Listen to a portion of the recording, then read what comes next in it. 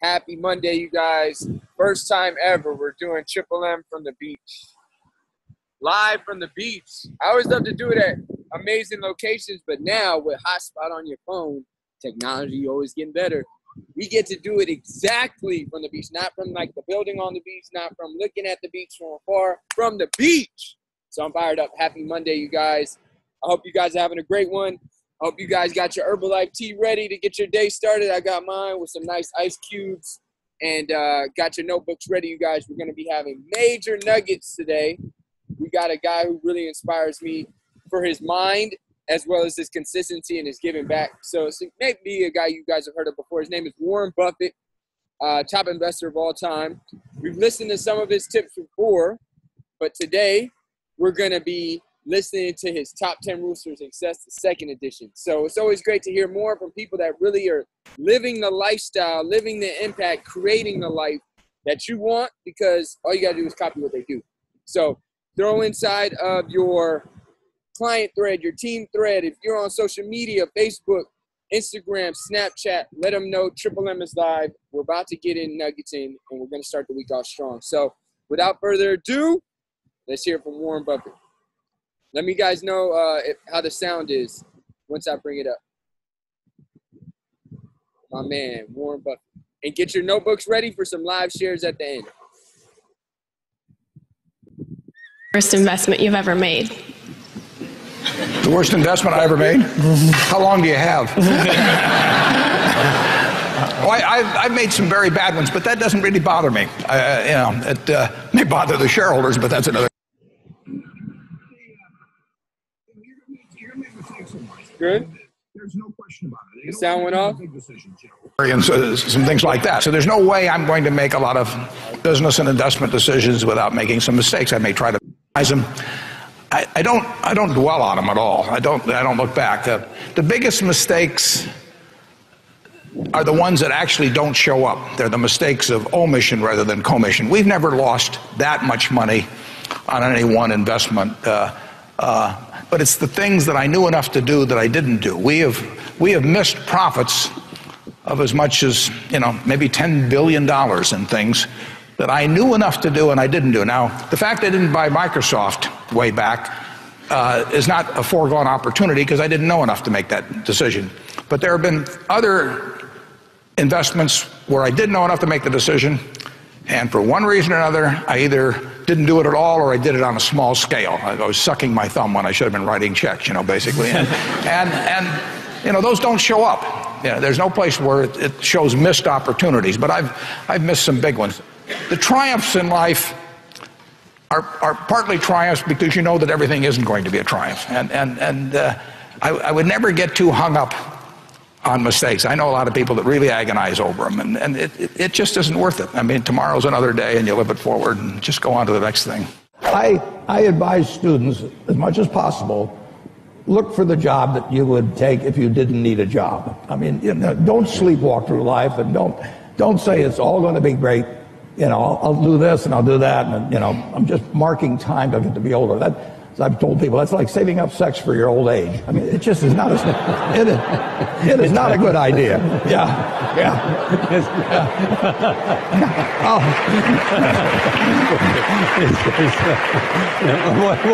What are you urging them to do? I'll explain just what I'm talking about. Now, you really want to be doing what you love doing, and you can't necessarily find it on your first job. Right. But don't give up before you find it. What brings you the most satisfaction beyond family? Well, my greatest satisfaction is just staying in good health. I mean, when you're 86, you look at this a little differently. So you're in good health? Oh, yeah. I enjoy every day. I enjoy. Well, what is it that you enjoy? Well, I enjoy running Berkshire. I mean, if you get right down into my psyche, I mean, and that's what I want to be. Yeah, no, it's been my painting for 50 some years. I get to paint what I want. I don't have to do follow what Wall Street is telling me to do next quarter or something like that. So I own the brush, I own the canvas, and the canvas is unlimited. Now that's a pretty nice game, and I get to do it every day with people I like. I don't have to associate with anyone that causes my stomach to turn. If I were in politics, I'd have to smile at a lot of people that I want to hit. You just don't go to them. It's really, I've got a good deal. I'm hanging on to it. I'd like to know, we all consider you to be the financial business experts, and we look to you and follow your lead. But when you need advice and feedback about an idea or decision, I'd like to know, who do you go to? Well, usually I look in the mirror. To be perfectly honest.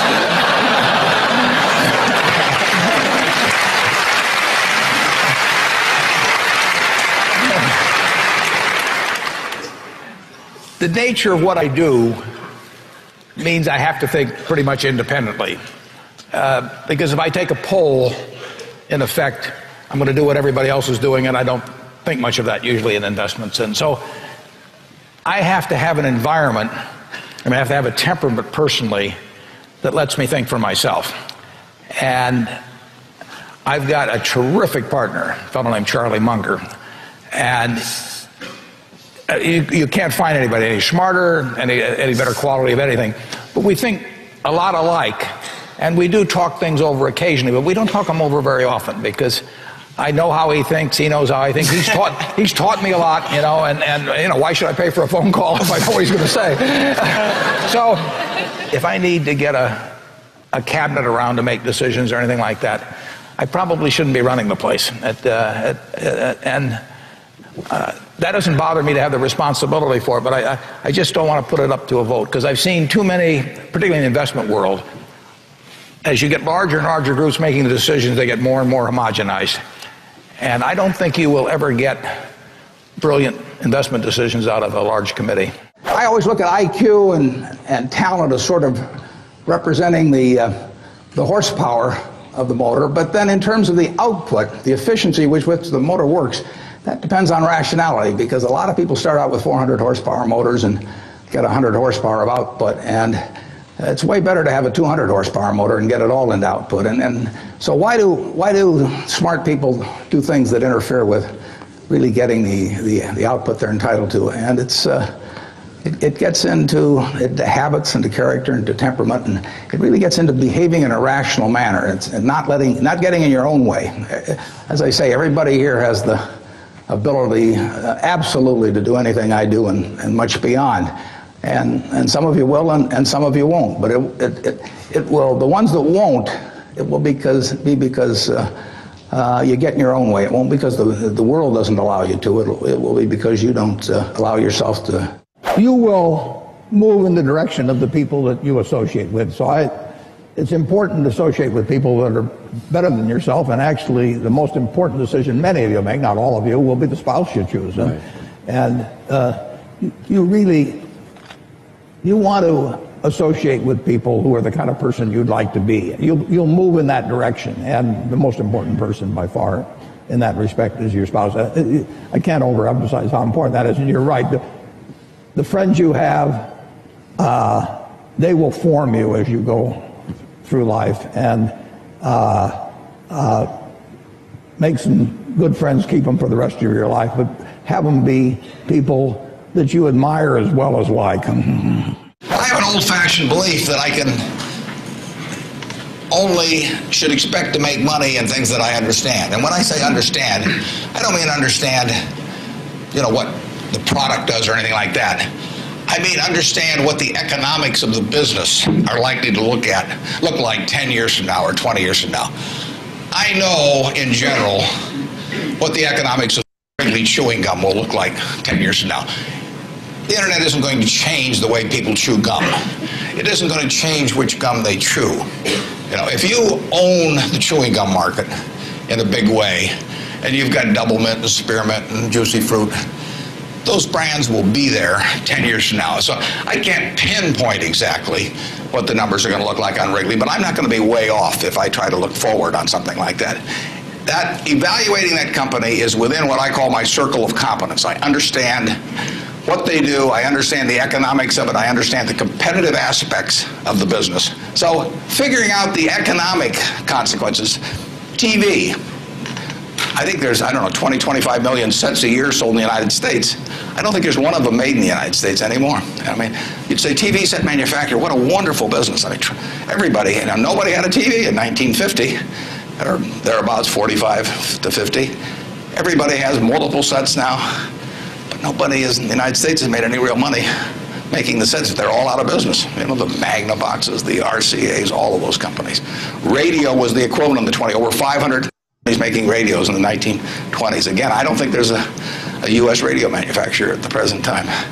But Coca-Cola, you know, what was it, 1884 at Jacobs Pharmacy or whatever, the fellow comes up with something. A lot of copiers over the years, but now you've got a company that is selling roughly 1.1 billion 8-ounce servings of its product, not all Coke, Sprite, and some others, daily throughout the world 117 years later. So understanding the economic characteristics of a business is different than predicting the fact that an industry is going to do wonderfully.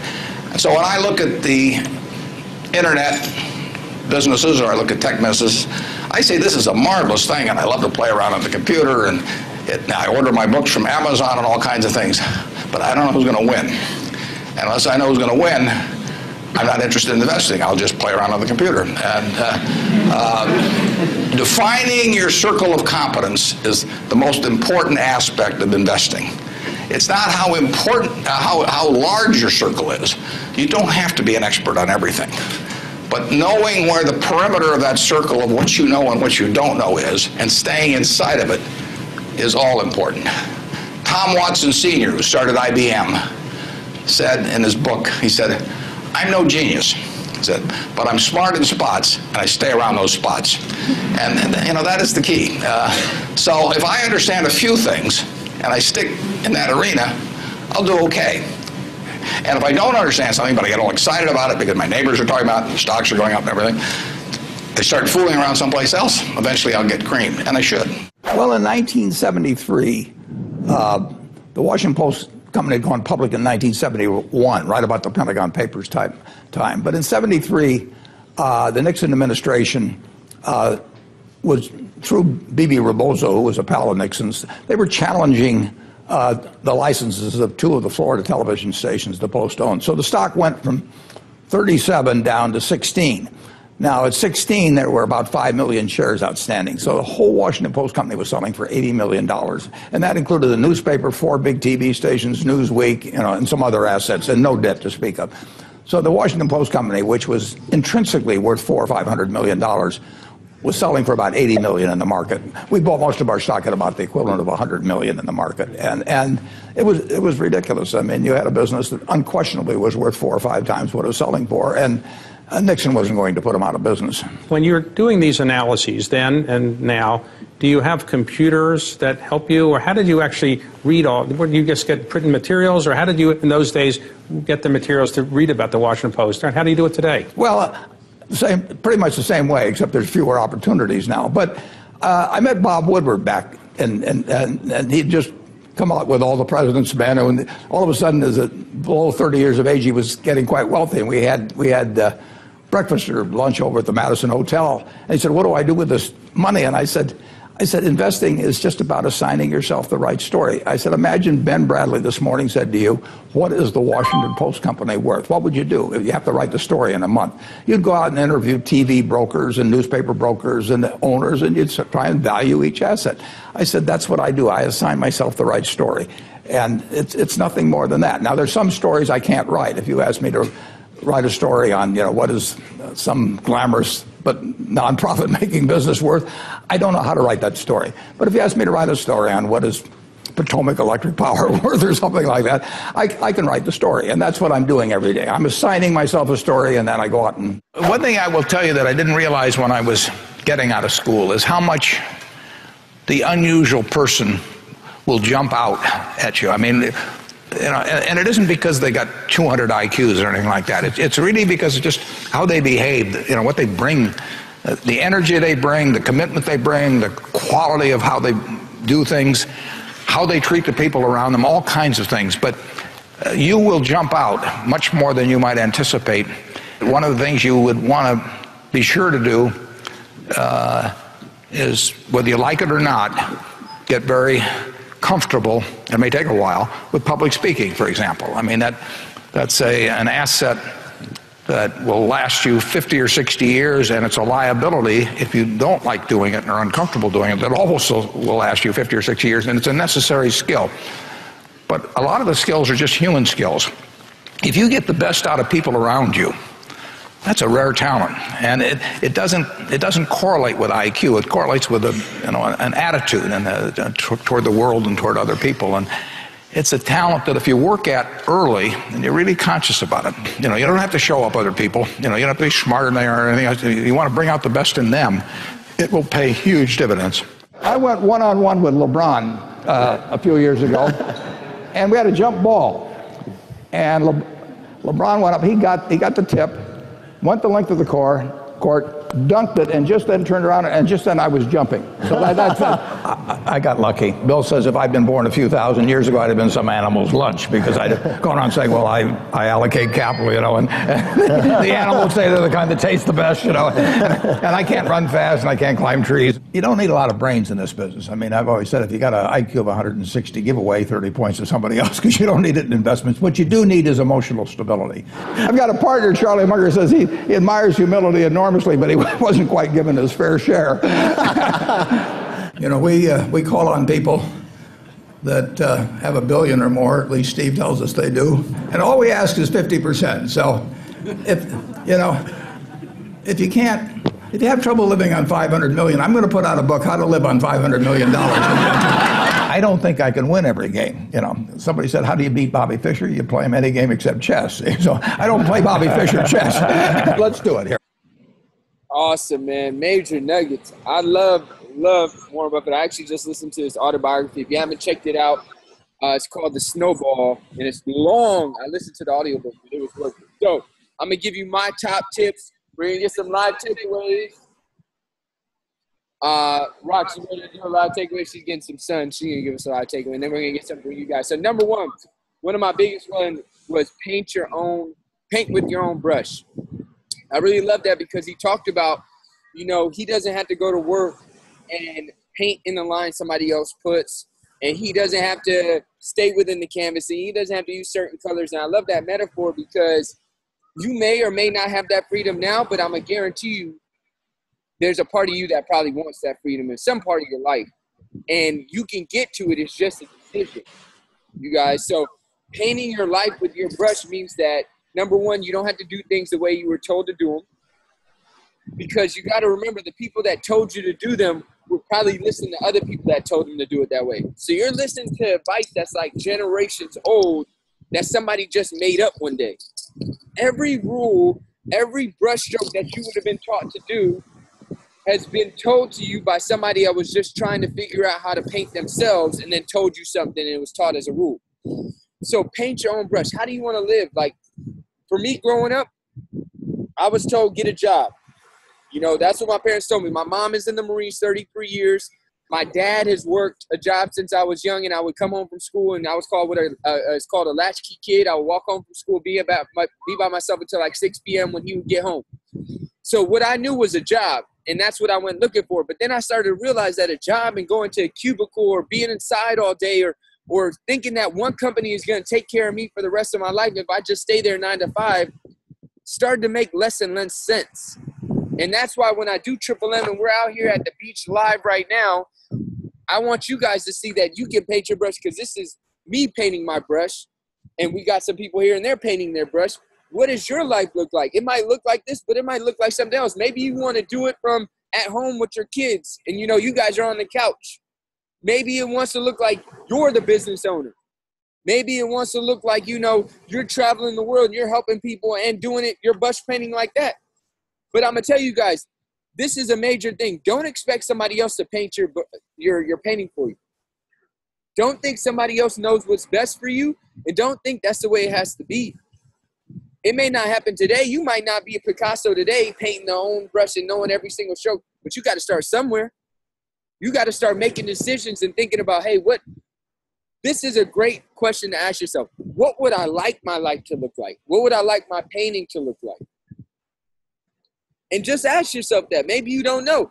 And if you don't know, ask yourself this. If I did know, what would it look like? Because I guarantee you, he who asks usually is an answer. And just ask yourself. So I love that one. And then my second one was, there were so many good ones. I really love be rational. Now, I know this might sound weird because we think, aren't we humans? We're all rational. And I'll tell you guys, a lot of people aren't rational, including me. We're emotional as well. But this is a tip I'm going to give you, that if you ever hear yourself saying this on a consistent basis, then it might be time to reevaluate your actions. And this is it. I know I should, but I don't. This is a crucial one, you guys. I know I should, but I don't. I know I should work out, but I don't. I know I should eat like this, but I don't. I know I should read that, but I don't. I know I should talk to that person, produce that business, learn that skill, work on that relationship, but I don't. If you start gathering up these shoulds that in your mind make sense, but you don't do them, you're going to end up with a life that doesn't feel very good because you're letting your emotions steer the boat. And I'm going to tell you guys, your emotions are not the best steerer of the boat. They're a great power of the boat, but they're not a great steerer. Why? Because they're very all over the place. They have great raw power. But you got to start asking yourself, if I had a clear head, quiet time, sitting by myself, thinking to myself, what would I do to get where I want to go and create the life I want to live? That's when you're your most authentic self. You can call it rational. I'm going to call it clear thinking. And the more you do things that don't match up with clear thinking, you're going to end up with a life that doesn't look like a good life. I run into so many people that get to later in their life. I worked with every single age group. I'm a physical therapist as well. So I work with seniors. I work with middle age. I work with young people. I got younger siblings. I've worked with every single age group. And I tell you guys, there's a trend as people age that a lot of them start to regret because they say, you know what? I wish I'd have done this. I wish I would have done that. Don't be that I wish I had a kind of person. That's the person that doesn't rational, logical, clear-headed, whatever you want to say. I'm going to tell you guys what it is. It's doing the stuff you need to do, whether you feel like doing it or not. That's your budget. That's your health. That's your mindset. That's your relationships. That's your skills. That's all that. And let me give you a little hint and a little tip. It's not always going to be fun. It's not always going to be daisies in the fun time. I was doing squats this morning. I hate squats. I hate them. My hips don't like going that low. I don't like all that weight. I just want to be in there curling all day, get some, little picture with the arm to the side. That's what I want to do. That's fun. But that's not going to get me to my goal. I got to get squats in there. I need to get total body working. I need to release some growth hormone. I need to have my whole body working. I hate it, but it works. So what are you not doing that you hate it? And that's why you're not doing it, but it works. And that's the way you want to go. You want to get to that place where it takes you, but you ain't trying to do it. That's called irrational. So I'm going to leave you with that tip. Let's get a few shares. Give me a thumbs up or a smile if you're excited to share. I see a lot of people tuning in from all over the place. Love it. We got Chicago, Wisconsin. We're here in Miami. Give me a thumbs up or a smile if you're excited to share. LaToya, what you got? I unmuted you. Oh, hey. What's up? So, well, good morning from that beautiful beach there. Send some sun this way. That's awesome. So for me, two of the biggest shares that I got was, one was you were moving in the direction of the people you associate yourself with. And so for me, I was like, my husband used to tell me I used to do so much for everybody, and then I need to stop doing so much and focus more on me. And so that was kind of like hard for me because I'm like, well, no, that's my friend and that's my friend. And he's like, no, everybody's not your friend. So over the past few months, I've really been learning to let people go and focus more on me and associate myself with the right people, because I want to make sure that I am surrounding myself in the people that are going to that want success, that want something different from their life, that want that not that typical 9-to-5, that are not always complaining, but that I don't have to always pour into them, but they're also pouring into me. And so that is one of my journeys that I've been on these past few months. And then also when you said that the most important person that you want to associate yourself with is your spouse. And so I took out of that was to make sure that we both are talking about like our goals in life and then our goals within the business, and that we make sure that we're on the same page so that we can be successful in life and in business. And then the second one was stay in your lane of what you know. And that one to me is so important, just in business and life in general. So like for me, I just thought like, if you're a person who, you know, like if you have a nutrition club and you're good at the front door, like stay at the front door, greet the people, allow them to come in and let somebody else make the shakes. Or if you're good at making shakes, go behind the counter and make the shakes and then allow somebody else to greet the people. Like stay in your lane of what you know so that way you can have a successful business.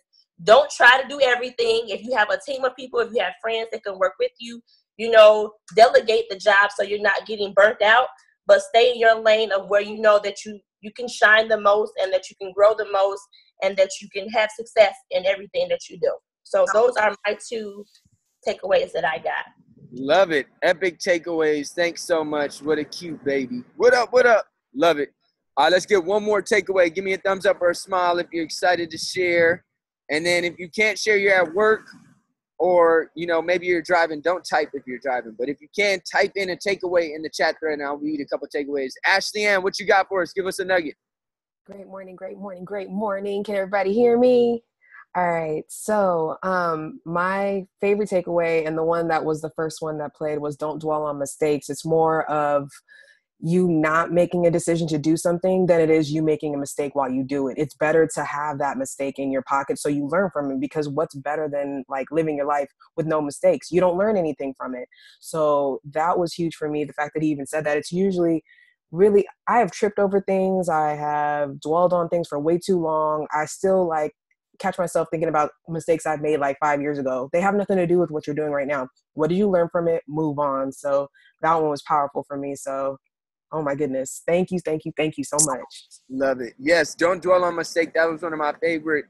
As humans, we have a thing called loss aversion, and then also we tend to look back and remember more of the bad and not in proportion. So dwelling on mistakes, like you said, will have you losing more in the future than you even did in the past. I love that. That one was awesome.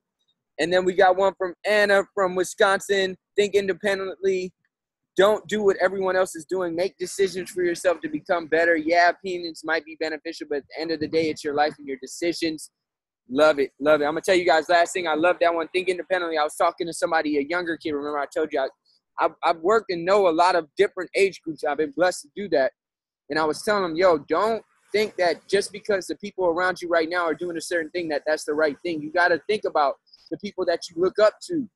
Do you think everything they did was the norm? I said, you know, a couple people that inspire me, people like Will Smith, Oprah Winfrey, Warren Buffett, Ty Lopez. And he knows Ty Lopez. I was like, you think Ty Lopez, everything he did was normal? He was like, nah, absolutely. That's why he lives how he does. And you got to understand that sometimes, most of the time, you have to start to think rationally, clear-headed, and independently of the group. Because the group is just going with what everybody's else. It's like lemmings going off a cliff most of the time. It's not a lot of independent thought. So you got to know that. Love you guys. Hope you guys got some vision from us doing it out here at the beach. Paint your brush. This is a part of our brush. What's your painting look like? Happy Monday. I'm going to take everybody off mute. Pay forward the recording. Pay forward the nugget. And I'll see you guys next Monday. Let's do it.